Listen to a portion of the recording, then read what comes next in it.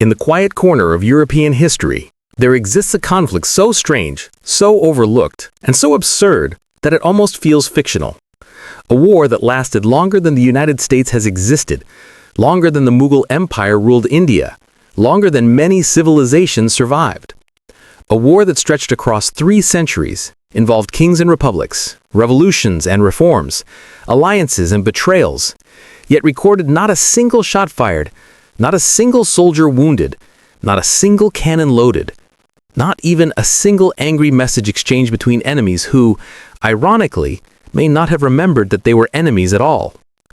This is the story of the 335-year war, a conflict between England and the tiny Dutch islands of the Isles of Scilly, a war that began almost accidentally and ended almost accidentally, a war that existed more on paper than on the battlefield, and yet became a symbol of how absurd humanity's obsession with conflict can sometimes be. Imagine a documentary opening with slow, sweeping shots of the gray Atlantic crashing against rocky cliffs.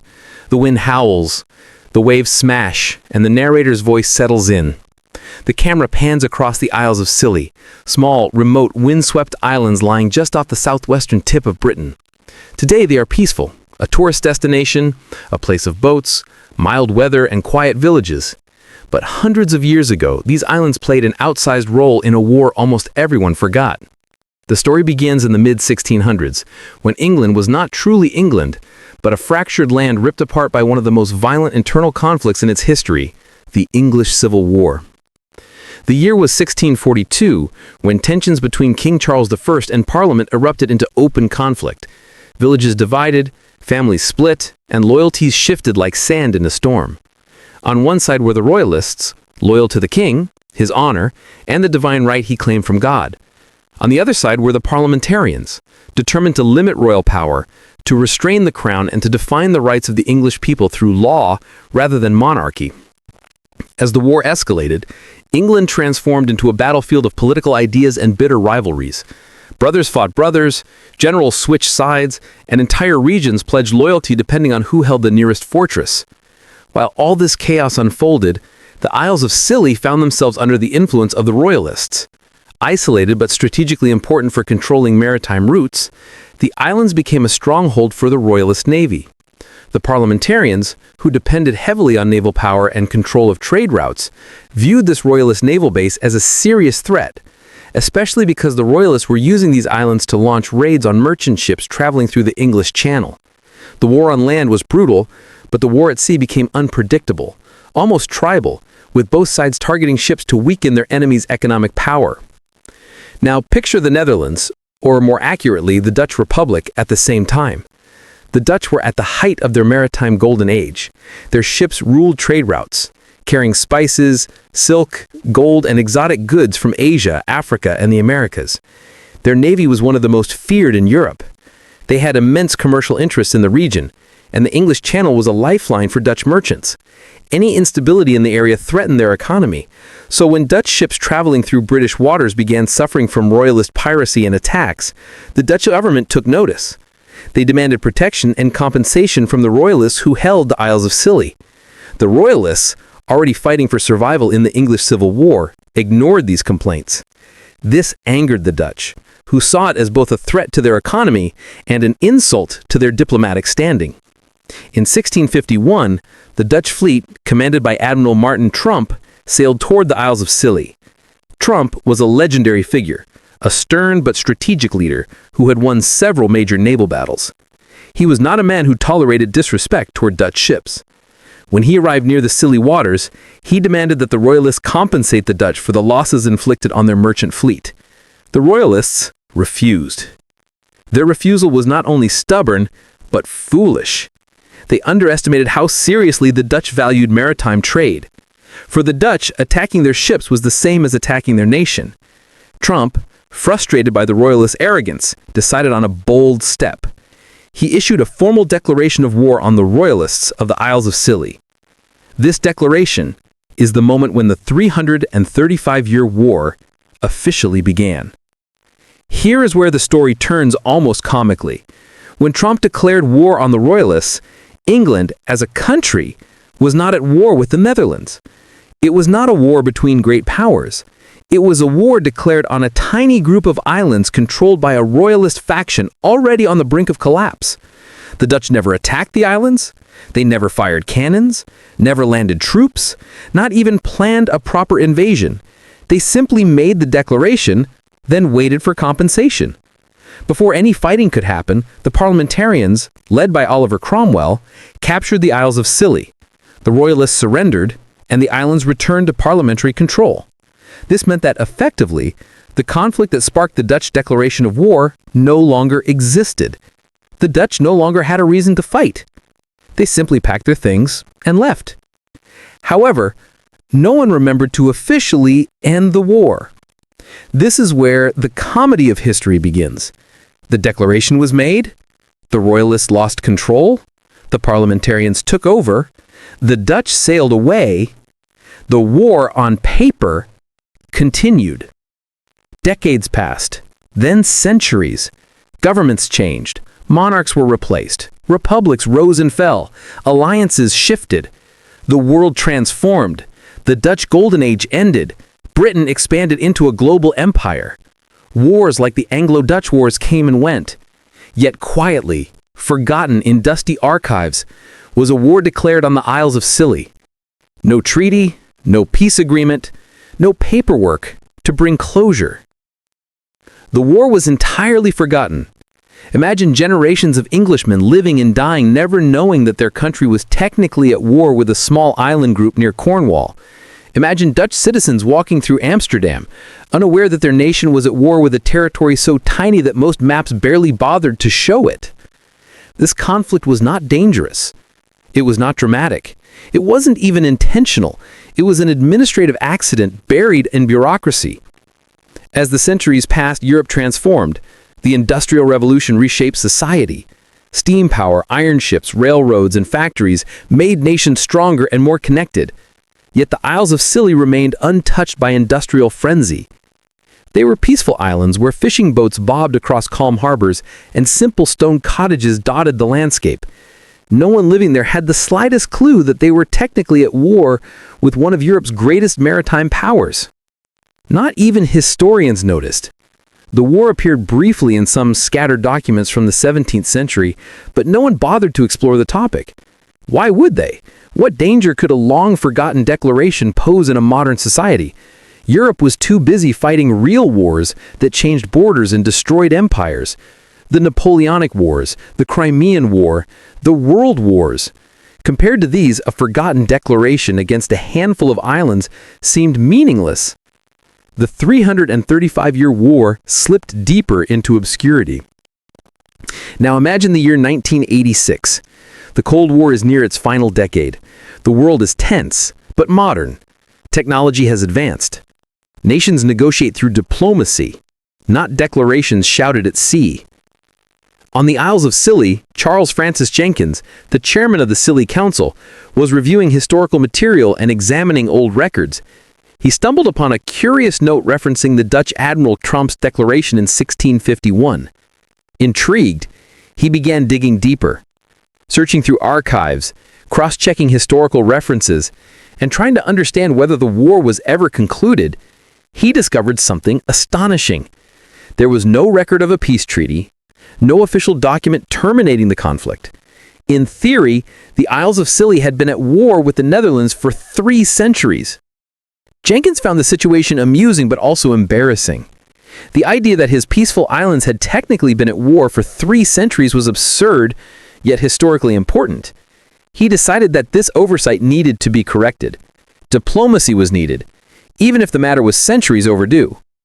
Jenkins contacted the Dutch embassy. Here comes the funniest twist. The Dutch government, when informed, was genuinely surprised. No one in their military, foreign ministry, or historical departments had any idea such a conflict still existed. The war had never caused a single death or injury. It had never disrupted trade. It had never resulted in a single battle. It was a war that didn't behave like a war. Instead, it behaved like a legend hiding in paperwork. The Dutch ambassador to the United Kingdom at that time, Ryan Houdekorp, traveled to the Isles of Scilly in April 1986. In a small but historically symbolic ceremony, the ambassador and the local island government signed a peace treaty, officially ending the war after 335 years. Journalists covering the event laughed, locals laughed, diplomats laughed, the world laughed. The Dutch ambassador even joked that he was glad to finally lift the burden of war from the citizens of Scilly, and that he hoped no one had been living in fear during these long centuries of conflict. The treaty ceremony itself was simple. No grand speeches, no parades, no military presence. Just a handful of officials standing on a peaceful island, signing an agreement to end a war that had never happened. The signing of the peace treaty in 1986 closed the final chapter of a conflict that had lived more in myth than in memory. Yet the real story did not end with the signature.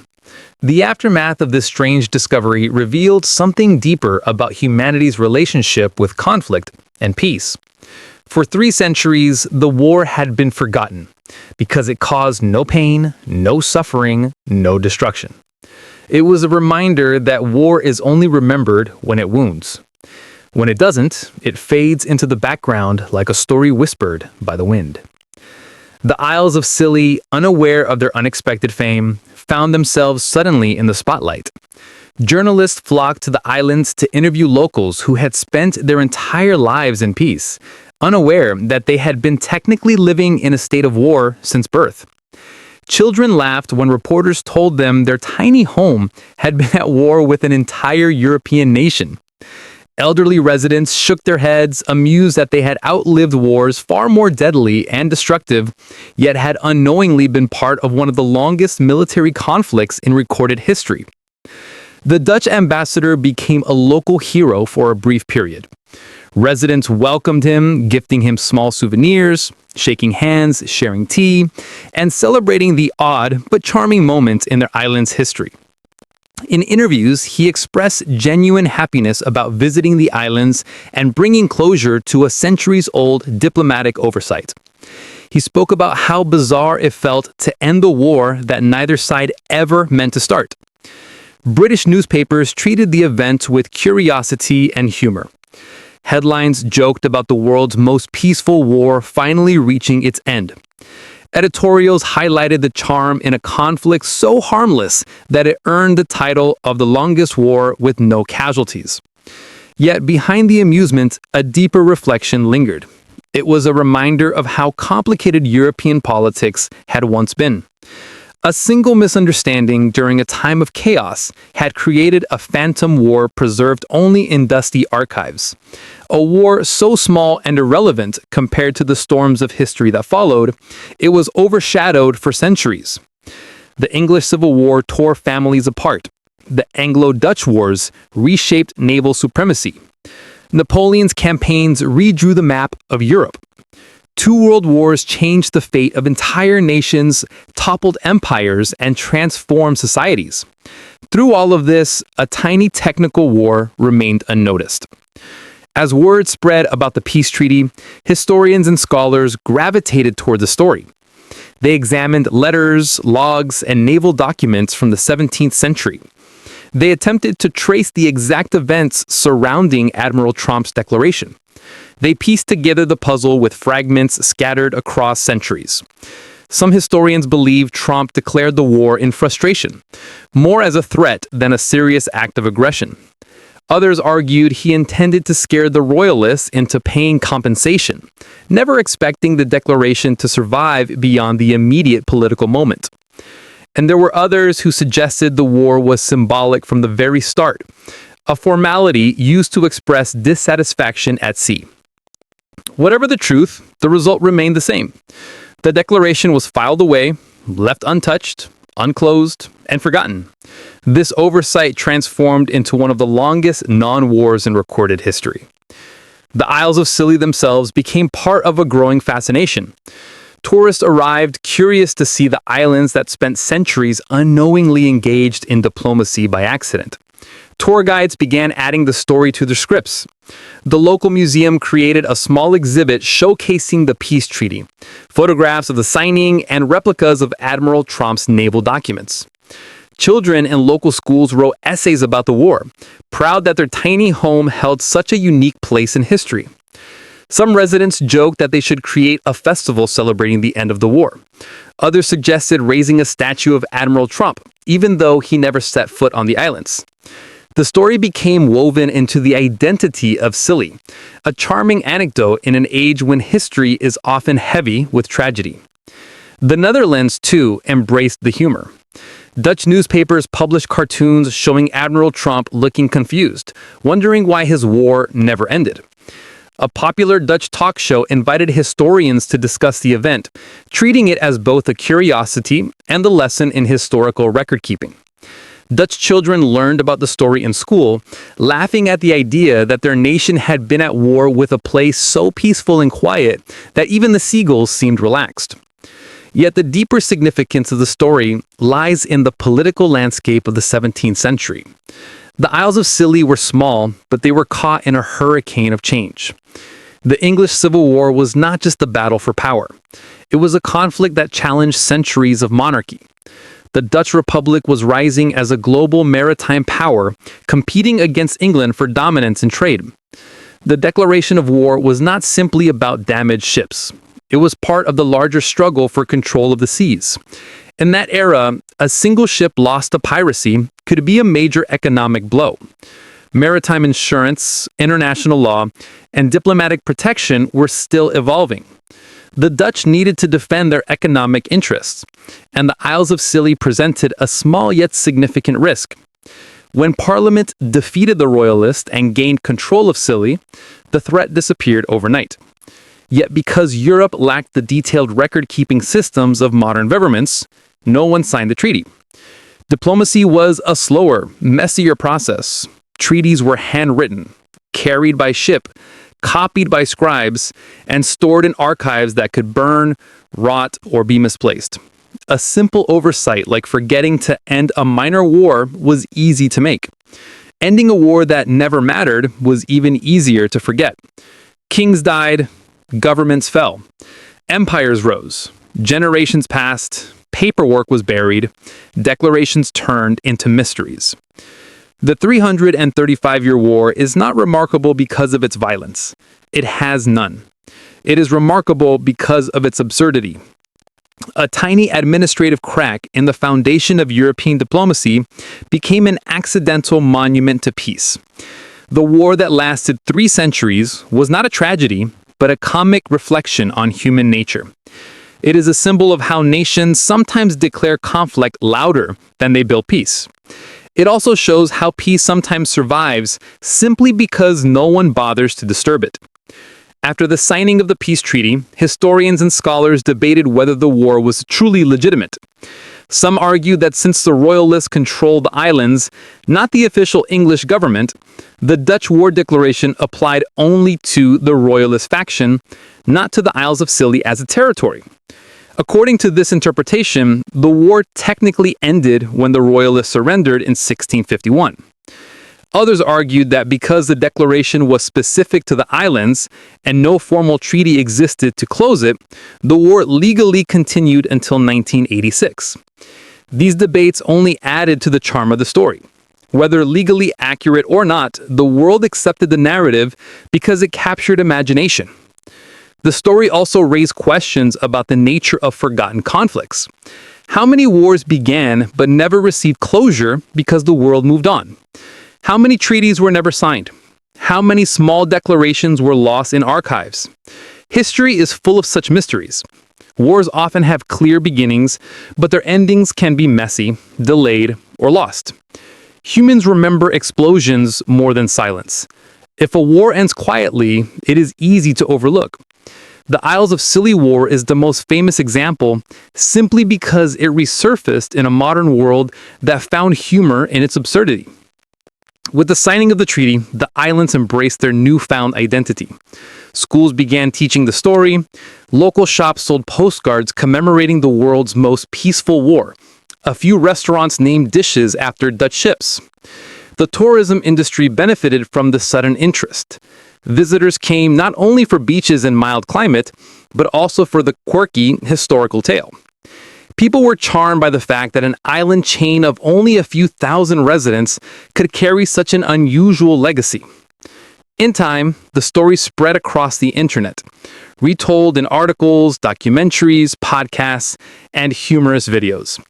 It became a favorite subject in classrooms around the world, partly because it stands out among history's darker, heavier events. Teachers use it to explain diplomacy, historical documentation, and the chaotic nature of Europe during the 17th century.